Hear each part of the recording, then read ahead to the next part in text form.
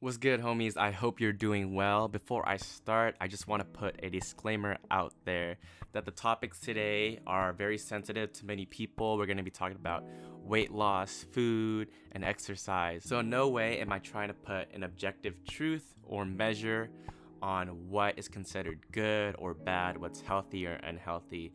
But today I will be walking you through my own weight journey, my relationship with weight, food, and anxiety. So, if you're someone who's out there interested in losing weight, creating new routines or habits for yourself, changing what you eat day to day, feel free to stick around. To start off, I think it's super important that I share my journey with you all when it comes to fitness, food anxiety, and exercise. There's two iterations of these stories, and I'm gonna kind of give you a really quick summary of both. The first iteration is back in 2017, where by the end of my sophomore year, I weighed 163 pounds. Coming in as a freshman to UC Berkeley, I actually weighed 130 pounds, so I did gain 33 pounds over my first 2 years of college.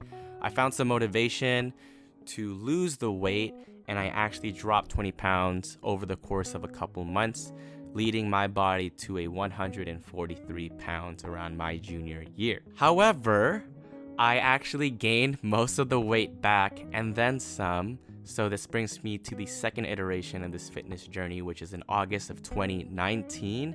I weighed 166 pounds around that time. And I don't know, there was a little wake-up call for me to want to partake in that journey again, but to make it something that has longevity and less of a temporary focus. So, today's video, I'm going to be sharing with you 5 different frameworks, tips, pieces of advice that's actually helped me lose weight and has reshaped thinking about weight loss, food, exercise, and all these things into something that actually makes me personally feel healthy, makes me feel better in my day-to-day life. So I'm excited to share. Let's get it. All right, homies. So for number 1, we are going to ground the conversation in purpose. Your purpose and your reason why you are interested in losing weight, why you want to shift to better habits, however you define better for yourself with regards to what you're eating, how you exercise, how you think about yourself when you look in the mirror. And throughout unpacking and really reflecting on what your purpose means, I'm going to go a little bit more in depth into my motivators for why I decided to lose weight during those 2 iterations of time. If I could summarize it, knowing myself as a competitive swimmer and an athlete throughout my time growing up, I was never really insecure about my body. I felt like as a swimmer, I was pretty used to actually wearing no clothes, as weird as that sounds. But when I put on around 30 pounds, I've also had some friends tell me I was gaining weight. My ex-girlfriend at the time sometimes would squeeze my stomach. My old boss saw me on the sidewalk and actually said, "Wow, you're actually looking kind of fat." And these were all things I wasn't used to.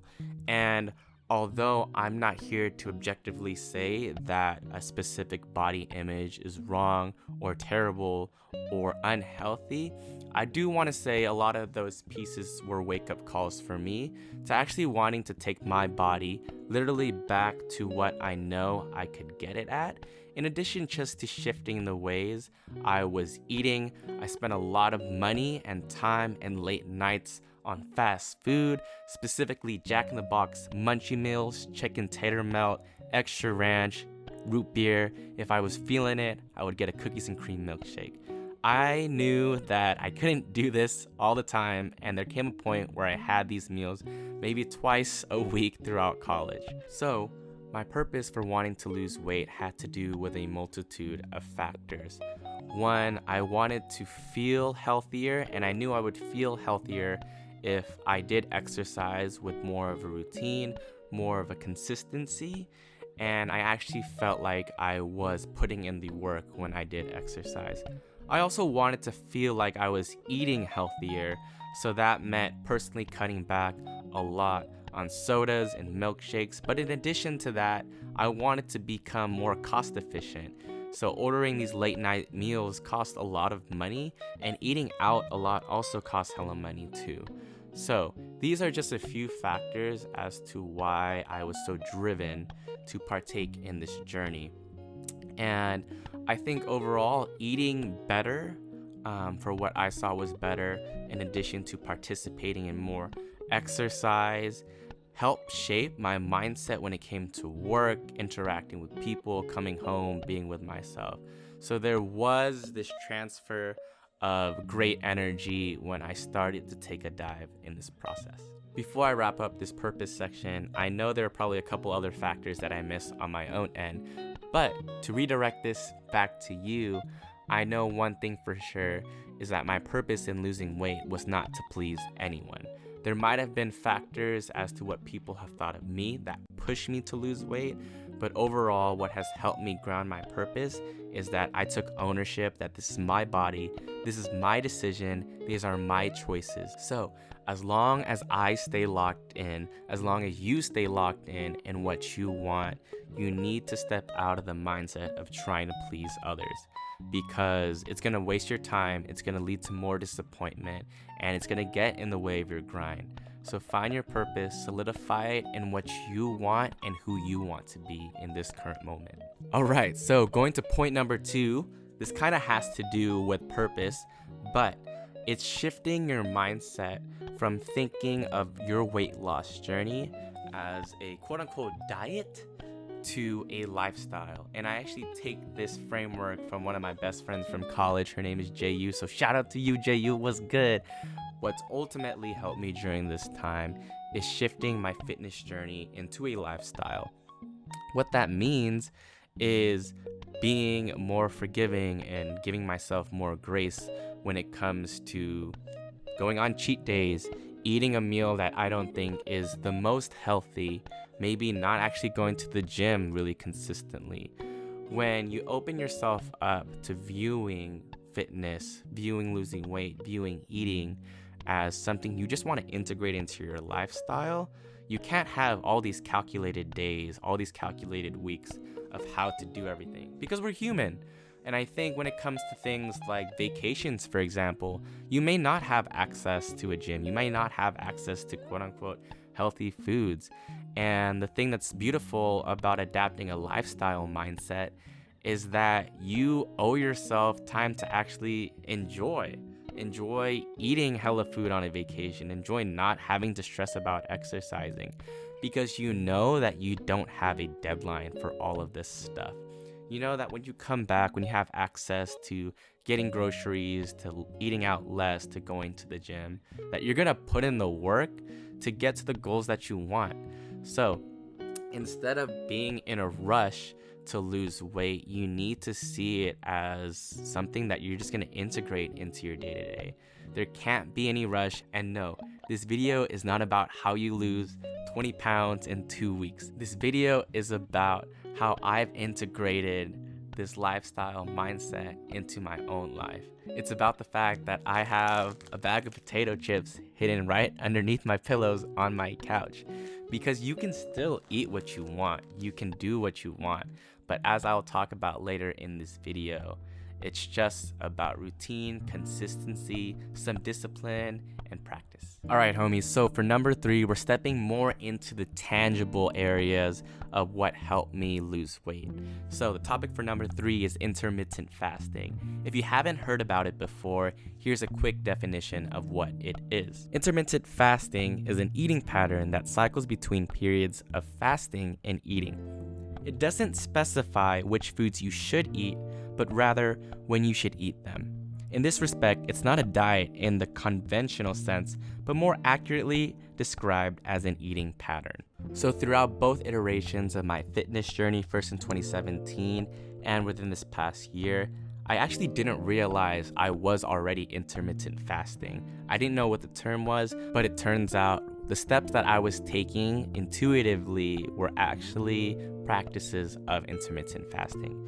What that looks like in a more specific framework is, for me, eating 2 meals a day. I eat between around 12 p.m.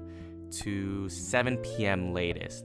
I started to shift my dinners earlier because in my own head at the time, before I read up on intermittent fasting, I just felt like if I ate earlier, it would give me more room to digest. as opposed to eating late night munchie meals around 11 p.m. and sitting with a bunch of curly fries and soda, kind of just ruminating in my stomach. I have felt a lot better waking up in the morning, going to sleep throughout my day since I've intermittent fast. It could be challenging depending on who you also spend your time with. A lot of people like to eat later during the day. A lot of people like to eat earlier as well. So it's also helped me a lot navigating what it looks like just to eat on my own schedule. It's not something you should ever be ashamed about. Again, this journey is about you and no one else.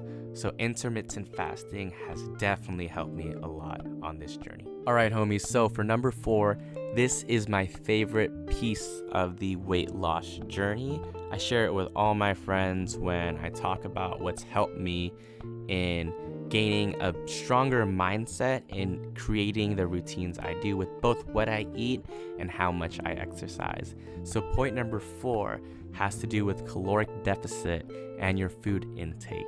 Caloric deficit is a term that a lot of people have thrown around when it comes to weight loss. And if you don't know what it is, essentially it's a shortage of calories that you need to maintain your current body weight, and or exercising to burn off more calories than you intake during the day. So why I like this a lot and how it goes with food intake is similar to intermittent fasting. It's not necessarily what you eat. It's not eating a salad 7 days a week or desserts, pizza, your favorite soda, what have you. A lot of people have been knocked off of this fitness journey of theirs because of something known as food anxiety.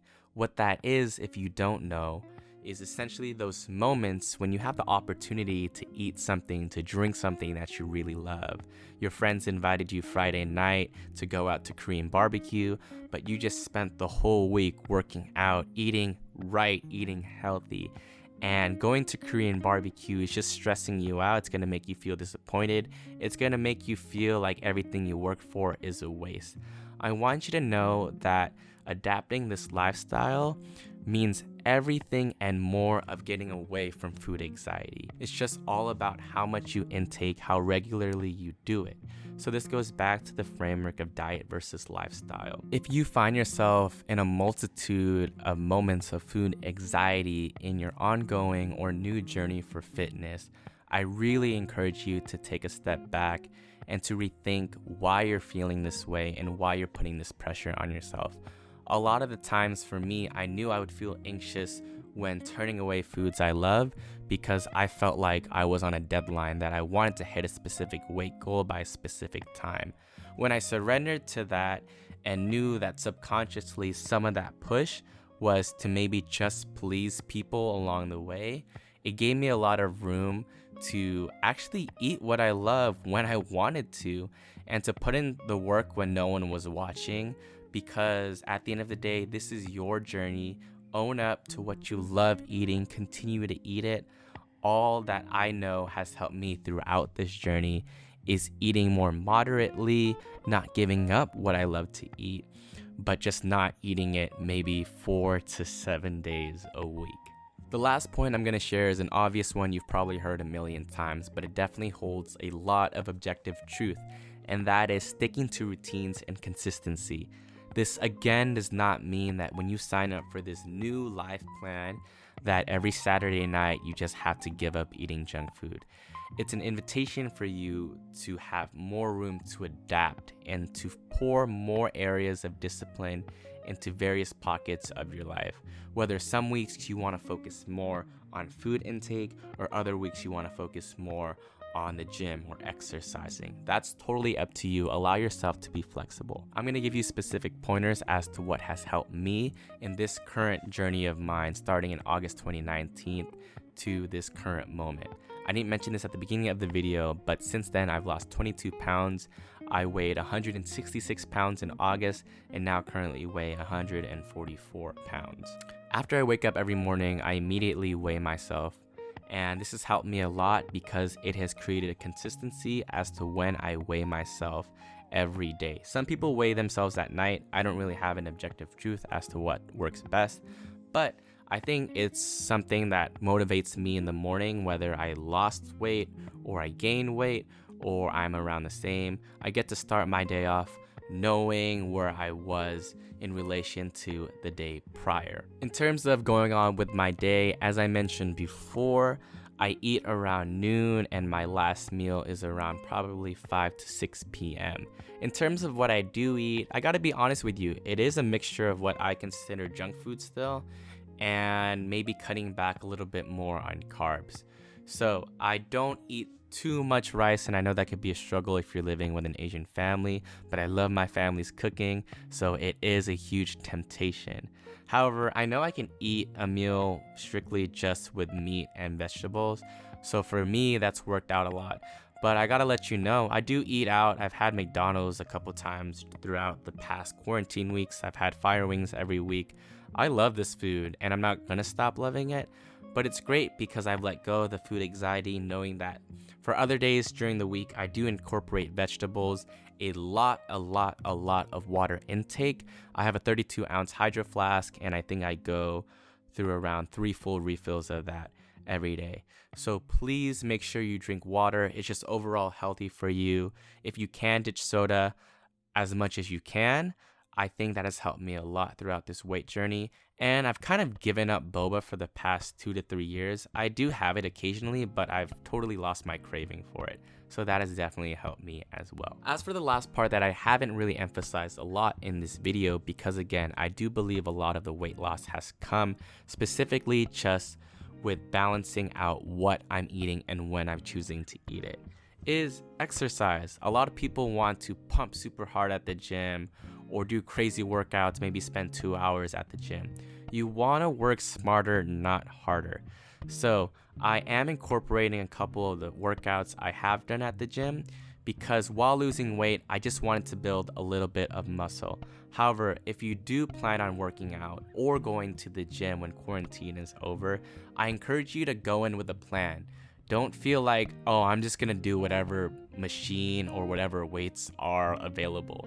That's what I did for a long time, and you're not really doing your body the best service that you could be. So I target different muscle groups throughout my time at the gym. But overall, consistencies that I push you to have is to work till you're almost about to give up. So there's not an objective number of reps that works best for everyone. However, when I have homies come with me or I go by myself, if I have a set number of reps to start with and I don't feel tired by then, I always try my best to do more until I get a little tired or even more tired.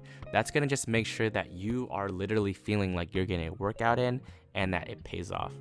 On average, throughout the past couple months of when I was going to the gym, I spent only around an hour. I would do weights first, and believe it or not, weights help a lot with losing weight. A lot of people are just gonna tell you to do cardio, but no, weights and lifting a lot of weight or lifting a low amount with a lot of reps can help you burn a lot of calories. And then I finish off with cardio. I love doing stairs. If you have access to a Stairmaster, it's the most non-tedious compared to running on the treadmill or the elliptical, in my opinion. And all you gotta do is just put on a nice Netflix show. I am usually on it for around 30 minutes to 45 minutes, depending on how much time I have. So those are the consistencies that I have incorporated for my fitness journey, and I'm still continuing to do it. All right, homies, so that wraps up the talk for today. I hope you really enjoyed this video. I hope it has made you rethink or think deeper about your current relationship with fitness, health, your body, food, what have you. And that the audio today sounded a little bit more sexy because I invested in this Blue Yeti mic and I'm using Audacity software to kind of edit all of this. So, investing in this content, I hope that you have been enjoying the content I've been putting out so far. Hey, and if this is your first video, well, you should definitely like it because you made it this far. Drop a comment as always. Please smash subscribe so you can stay up to date with this content that comes out every Saturday, 12 p.m. every week. You already know what's good. I'm telling you. But yeah, 6 feet away, make sure you wash your hands, drink hella water, get some good rest, and we'll catch you next week, homies. Peace out.